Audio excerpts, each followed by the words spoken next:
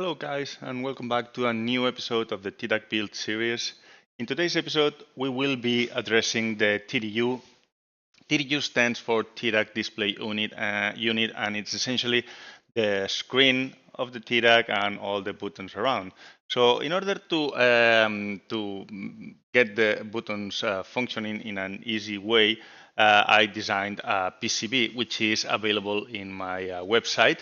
Link is in the description as always. And in that part, in the files section of the website, you will see there's two versions. There's version 2.0 and version 2.1. Ignore this comment between brackets. Both options work with, both versions work with both build options. So this V2.1 works with port expanders as well. So first of all, I want to show you what each version looks like and what are the differences. Both of them work and both of them are perfectly valid options.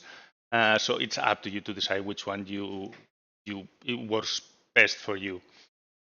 So this is version 2.0. As you can see, if you zoom in, this is the front view. We have some footprints. We have this footprint here. Let me zoom in. It's a switch button with an LED in it, and I will be showing you how those look like in a second. But this is essentially a 6x6x7 LED button. Then you have this one here. By the way, you will need 9 of these. And this is only if you are building your TDAC with the backlight option, which is optional. You could just build it with normal buttons and no LEDs, and in that case, you wouldn't need the LED version. So, but in case you are building it with a backlight option, you will need these LEDs, obviously green LEDs. You will also need 6 resistors. These are the normal ones. If I display the components and just ignore the red LEDs and these 6x6x4.5 buttons, these are just the default ones, but I just wanted to show you the resistor is the normal one. And I don't know if it has a specification, but it's the one you will find the first if you search for if you Google resistor, right? So the typical one values have to be from about I usually use 220, but you can use up to 500, 600, and you wouldn't notice much of a difference in brightness. You need 6 of them, as I mentioned. And then there's this footprint here, which, as it says, it's an LED. There are several individual LEDs. I usually use 3mm LEDs, the normal encapsulated ones, also green, obviously. And you will need 9 of them, I believe. Actually, hold on, let me see. 1, 2, 3, 4, 5, 6, 7, 8, 9. Yes, 9 of them. Okay, I was right. And as you can see, they are marked all in several places all around the board. And then there's these footprints, which are like these ones, but it's essentially a 6x6 button. But this is a 6x6x7 LED button, but they sell them without LED inside. And again, we will see that in the workbench right after. But all these are actually the ones for the rocker switches, so the ones that have up and down action, and the backlight doesn't come from the button itself, like this one here. This one is for example, this is the 4 buttons on top. It's TAT, FCR, PaintVis, and Grayscale. All these are individually backlight. These ones are backlit, but by this LED in the middle, right? So all these that are in pairs, you will see they have an LED in between. And then we have this footprint here. This footprint here is actually for a PT10 potentiometer that I used at the beginning, but those are horrible potentiometers, so don't use them. I'll show you a picture on screen so you know how it looks like, but just use the regular potentiometers, 10K potentiometers.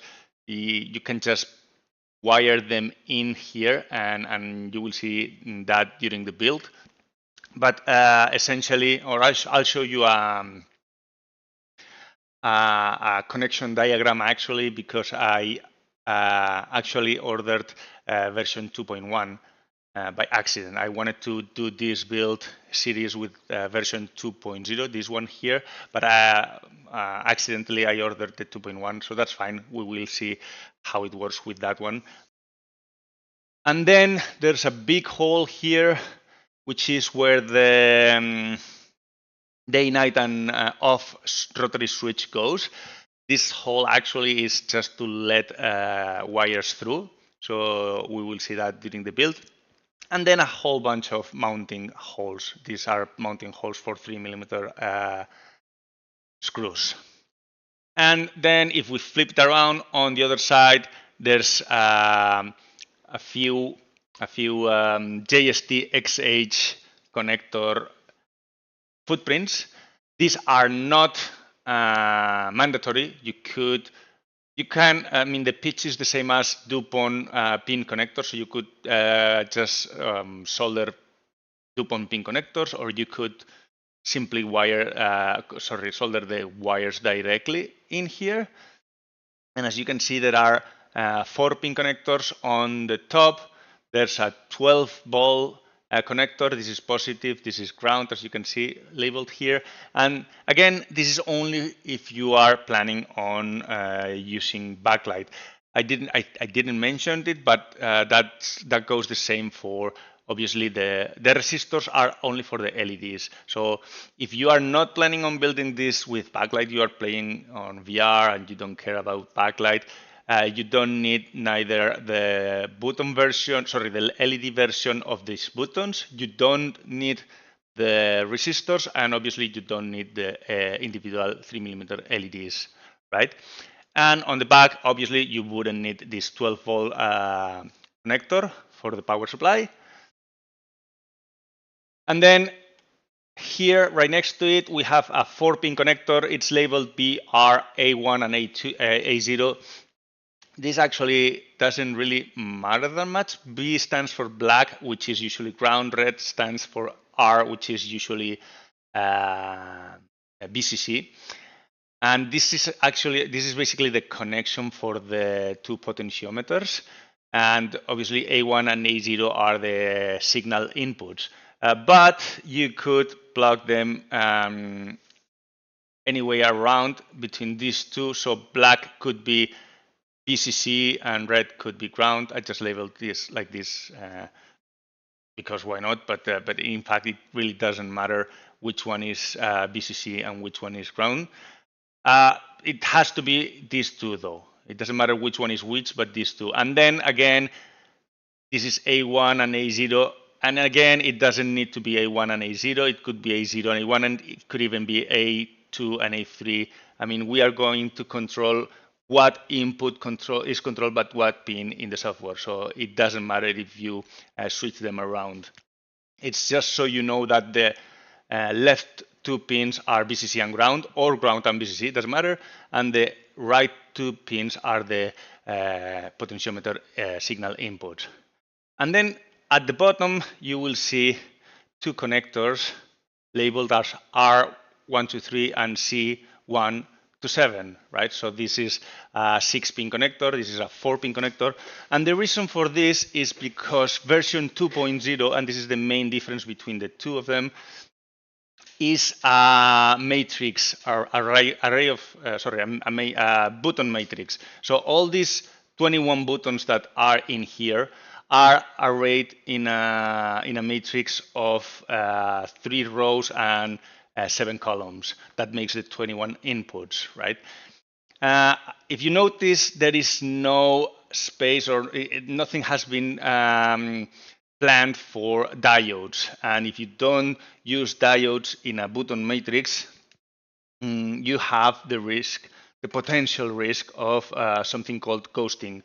Ghosting in a button matrix essentially means that if you press more than one button at once, the system in some combinations can be tricked to think that you have pressed different buttons, right? However, I did not account for diodes in this design because the way you use the TDAC, you should actually never use more than one button at once, right? If you think about what each button does, is bright up, brightness up, brightness down, contrast, things like that, and then selecting tabs, PNBs, or whatever, you are not expected to press more than one button at once. So the ghosting issue should be a very minor problem, and I've never found it playing myself with this type of boards. And obviously, the three left pins of this 6-1 are the 3 rows, and then the ones that are labeled C1 to C7 are the 7 columns, which will be connected to the Arduino via the remaining pins that are left after finishing the grips. And then we have version 2.1. The main difference of this version, let me start from the back actually, is that in this design, I just went for a single input for each button. It's not a matrix anymore, but it's individual buttons all along. And what that means is that we have, since there are 21 inputs, there are 22 output or connections, if I may. So there's a six pin, again, JST XH connector here. There's another 8 pin here, and then another 8 pin down here. That's 22.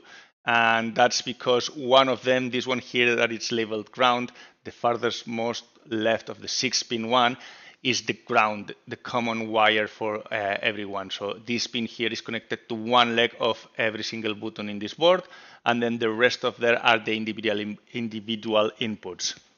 What that does is that it gets rid of any possible ghosting issues, though again, I don't think it was a big deal in the TDU, but also has I wouldn't call it a drawback, but a little bit, is that you need at least one more port expander, one more MCP 23017, maybe 2 if you want to make your life a little bit easier, but minimum 1. And you need a minimum of 2 more shift registers. Moving on to another difference of the difference is that I switched from the normal standard resistors that are through-hole resistors to these SMD, which are smaller and have a very lower profile. These are 1206 resistors, which is small enough to be SMD and very compact and very small, but big enough to still be able to solder them even with a normal soldering iron. You don't need a micro soldering iron or fine tip or anything. You can hand solder this very easily. Another difference, let me go back to the front section, is that in this version, I've removed the PT10 potentiometer footprints and just left 2 holes again to feed the wires of the potentiometers through. Because I didn't mention this, but both the day-night off switch and the potentiometers actually attach to the 3D printed part, not the PCB itself. So the potentiometers and the switch is going to have wires soldered to them, and those wires are fed through the PCB and don't have anything to do in this case with the PCB itself. Everything else is the same number of LEDs. The number of resistors, even though they are SMD, they are the same exactly. The value are the same as well. So everything else is the same. So that being said, I think we're done with the design. Let's jump into the workbench and show you how it looks like. So here we are at the workbench with a brand new PCB, and as you can see, something I didn't mention on the design, you have the polarity of the LEDs in the footprint. So that line, you see it looks kind of an arrow pointing to a straight line. That's the cathode of the diode. Cathode of the diode is usually the short leg of the LED. I would say not usually, it is. And in this case, the cathode is the square one, so the short leg goes on the square pad, right? There you can see on the other side the pads for the resistors. It may look small against my finger, but believe me, it's not, and it's easy to solder by hand, so you don't need any micro soldering abilities. And then I have the one with every component already on it. So let me go through them. First off, the LED 6x6x7 buttons. As you can see, there's an LED there, and it's a green one. Let me show you. And again, you can see there's a short leg and a long leg. Also, the short leg, in some cases, in these buttons is painted. You can see green paint there. That's telling you this is the cathode. And in this case, for instance, the cathode, which is towards the edge, sorry about that, would go like this. Okay. And as I was telling you, if you grab a book, you see it's a green LED, right? Again, if you don't want to use backlight because you're playing VR or because you don't care that much about looks, is optional, then you can use the 21 buttons like this one. This one is exactly the same, but as you can see, it's empty on the inside. It only has the 4 legs, and they have both the same footprint. So these empty ones fit in here just the same, right? So you need, let's go back, 9 of these with LEDs, 12 of these empty ones, or 21 if you are not using backlight. Then let's assume you are, and if you don't, just ignore these steps. You will need 9 of these LEDs. These are flat-headed, but they don't need to be. It's just the ones that I have. And again, as you can see, there's a short leg. The short leg, also another way to know the cathode, see there's like a straight cut in there, and that goes to the square. Well, you cannot see it in this one, but this one. The short leg or the square of the LED goes to the square pad. And then if you're using the version 2.0, you will need these regular resistors. These are really cheap, and these are 220. As I said, you can go up to 500, 600, it will be fine.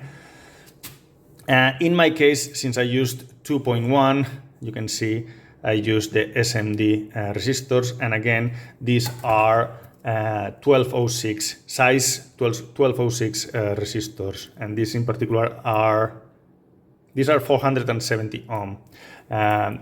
So as you can see, I've already soldered the JST XH connectors, including the voltage, the power supply ones. This needs to be powered by an external power supply, so this will not be powered by the Arduino, and that's why in the previous videos I showed you that I had added a ground and a positive wires, which by the way I have not yet added the JST connector. but these are coming from the LCD power supply, which also requires 12 volts. I do have a power supply here, which is JST connection. So I'm gonna show you how it looks like. There you are. See, all the LEDs light up. It's a good thing to check before moving on, because it's not. I mean, it happened to me quite often that I've soldered accidentally some of the LEDs backwards, and it actually happened to me with this very same board. So I had to switch some of the buttons that I accidentally switched backwards, and even some of the LEDs, 3mm LEDs. So yeah, just have something prepared to check them, like a bench power supply or something like that. With that being said, I've also prepared the potentiometers. You can see here I added kind of a little bit of long wires. They are not super long, but they are long enough. These are going to go in here, so they are going to be attached to the 3D printed part, if I can find it, like so, with a corresponding nut obviously, and then the PCB goes on top, and these wires feed through the holes. And then something I didn't mention, by the way, these potentiometers, let me show you another one, have kind of an indentation here. You can see that there. That's for positioning. I didn't account for that, and it's actually not needed for this, so I just snipped them off. You can see there, I cut them off to make it flat against the 3D printed part. Same goes for the rotary switch. This rotary switch is SR16. There's a tab here. This is plastic, so it's going to be easier to cut. I just snipped them off as well. And these are listed. So the ones you need, obviously it's a 3-position switch, so you need day, night, and off. And this one is a 3-position. The ones, I'm going to show you the listing, the AliExpress listing on screen. You will see there are several versions. The one that you need is one that is called 2-pole 3. I believe that stands for 2-pole 3 throw, which means that you have two pins in the middle, which are the common ones, and the outer ones, which I believe there are, come on, focus. I think there are 7 of them, maybe 8. I think there are 8, yeah, 8 of them. So what this does is, since it's a double pole 3 throw, that means that you have the possibility to connect 2 different devices, because this pin to the right here, it's always connecting to 3 of these pins in front of them. We will have to check that with the voltimeter in continuity mode, multimeter in continuity mode. So there are 3 pins that are connected. So at this moment, in this position, maybe I need to check, but let's assume it's this pin is connected to this pin. If I turn it one position, this pin will be connected maybe to this one, and if I turn it once again, this pin will be connected to this one, but also to this left one. So it happened the same. So at this position, not only this right pin was connected to this one, but this left pin was connected maybe to this one. I'm just making it up, but it's just for you to understand. And when you turn it, this right pin is connected to this one, but then this left pin is connected also to this one. Since we don't need that, once I've identified which are the 3 pins in this side or the other, whatever side, doesn't matter. Once I've identified what are the 3 pins that are always connected in one of the positions, just to avoid confusion and to avoid anything like these are going to be in the way. So usually I usually bend them, and to avoid any short or anything like that, I'm just gonna snip off everything else. So we will end up with only 4 pins left, 1 middle one and then the 3 other ones. So let me show you how I do that. So here I have the switch in my helping hands. Obviously, there's always a position on.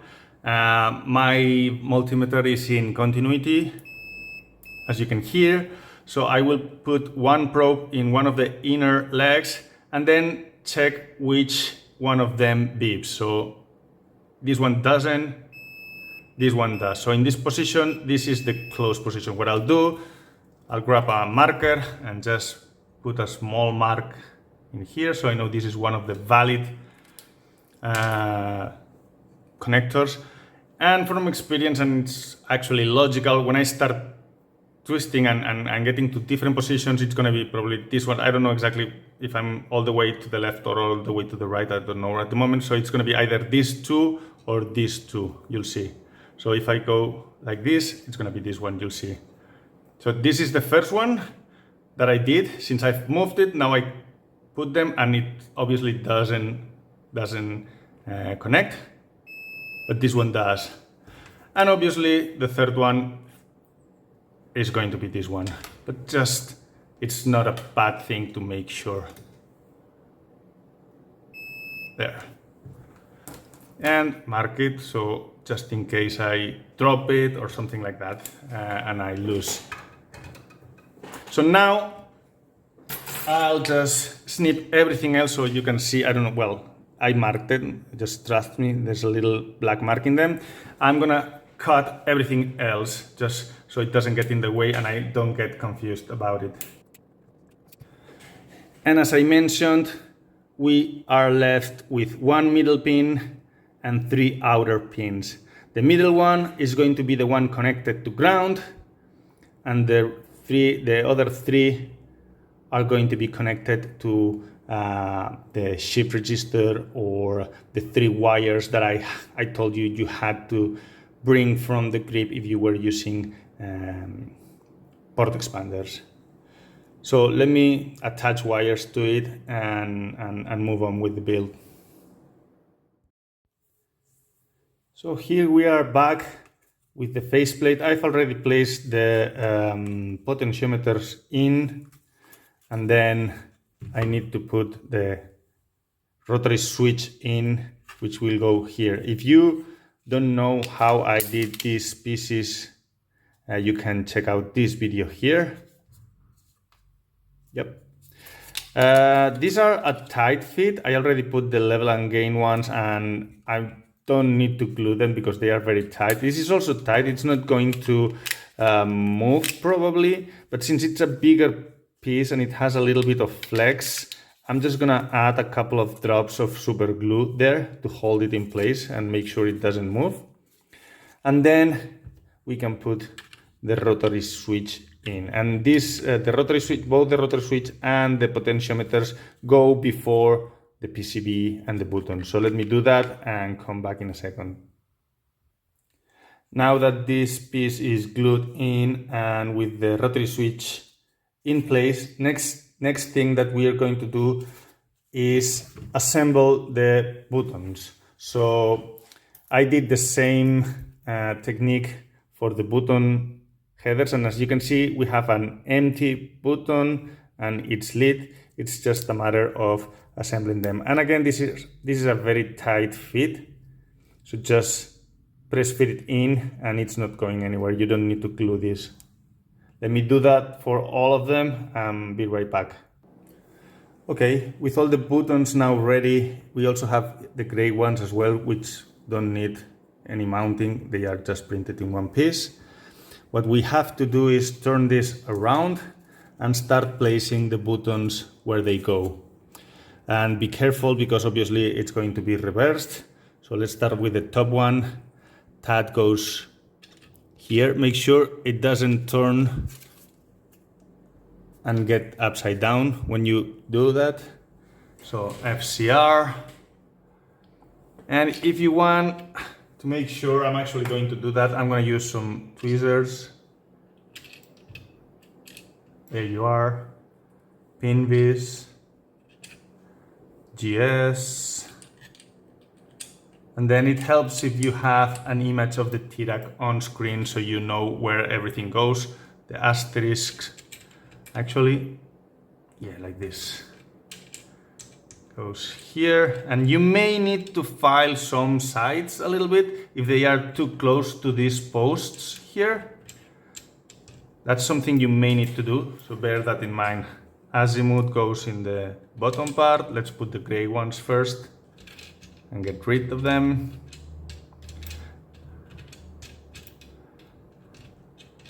You may also need to file the hole if it's not perfectly square or if the button, you feel it scratch a little bit or rub against it, it needs to move freely. So these are held by gravity. Obviously, once you have done this, you cannot twist it around or else you will lose all the buttons.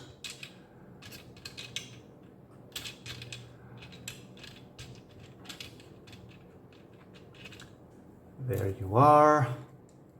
Last one.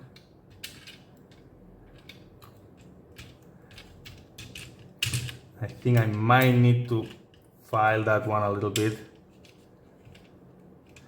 Yeah, that feels a little bit, well, I'll file the edges. I'll file these edges a little bit of this one off camera. For now, let's just put it back where it goes. But I'm gonna do that off camera later. And then this, the RF button goes on the top left side, which it's now the right side because it's looking down.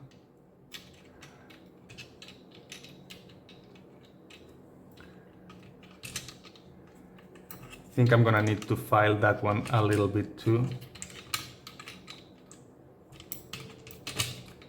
Yeah, it feels a little bit tight. Then goes elevation.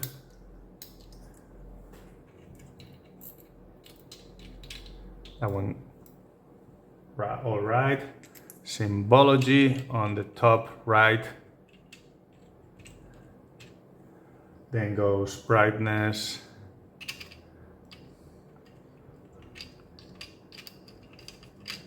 And then goes the contrast. So, as you can imagine, you cannot turn this around now. I think I'm gonna file a little bit this one. Usually the corners are the ones that are, and you can actually see that corner over there, it's not perfectly fine. The print, there's a little bit of filament cutting that corner, so I'm gonna file that. And this one as well is not too bad, but let's just make it a little bit smoother. It won't require much. So let me do that very quickly and be right back. And as I thought, it didn't require much, just a little bit of filing on the corners, and it looks smooth now. We will be double checking that anyway afterwards, but we can go ahead and place the PCB in place. So this is going to go like this. As you can see, the holes for the two potentiometers and the one for the rotary switch. So we will feed the wires through these holes.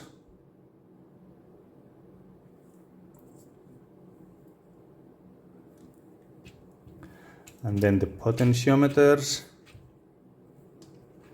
I left the signal pin a little bit longer, the signal wire, because it's going to be farther away than the VCC and ground ones.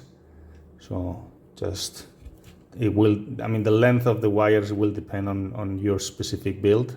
Just take that into account. And there you have it. So now we place it carefully in place. We move it, yeah. And it's a little bit of a tight fit, so you might have to wiggle it around a little bit. Be careful not to move the buttons down there. I think, yeah, this one moved. And now, yeah. I felt this button had moved and it was preventing the PCB from setting down. So now, if you are careful enough, you can hold the PCB and turn it around to check. And you can see there's a couple of buttons there a little bit twisted. Actually, that is because the PCB is not all the way down. But yeah, be very careful. Now, the next step is going to screw all the screws. So we are going to put all the screws in. Some of them are close to the lines, so you need to be very careful not to scratch the surface of the PCB.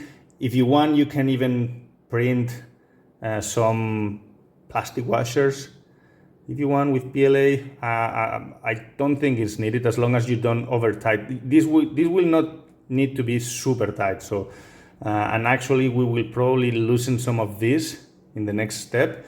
But for the time being, just tighten them until the end. So to make sure the PCB is sitting flat on the post underneath.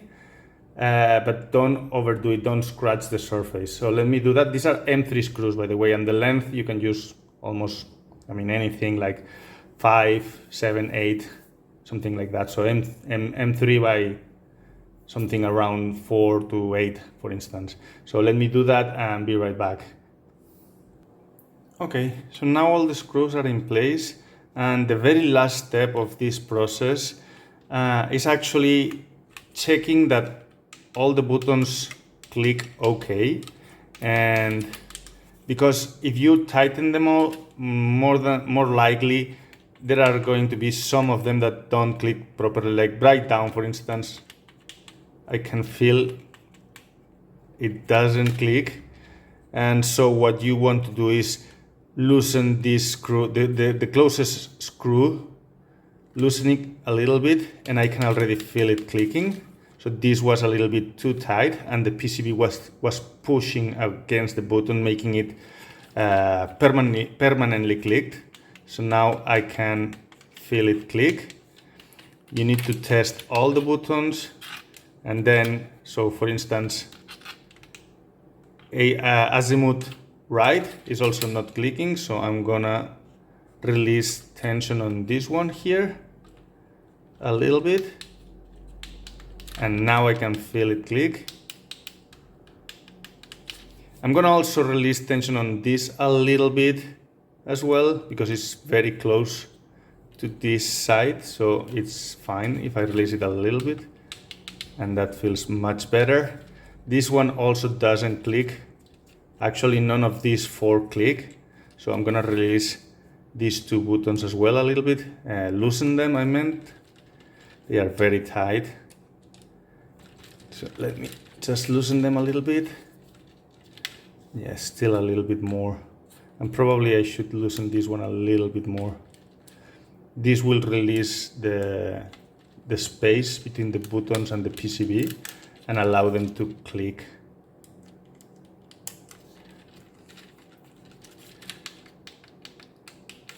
Okay, they feel a little bit better, but this one I think it needs a little bit more. Yeah, that's much better. And if you feel you have loosened it too much, you can still tighten it up a little bit until you feel them properly. So make sure every single button clicks perfectly fine. This still feel a little bit tight. I think it's not a problem, it's fine. Yeah, so all the buttons click. So this part of the TDU is finished. I'm gonna finish the video here. It's getting a little bit too long and too late of a video. It's been delayed for so long, so I'm gonna leave it here, and then we will follow up with the connections from the TDU to the enclosure in a later video. So thank you very much, and see you in the next one.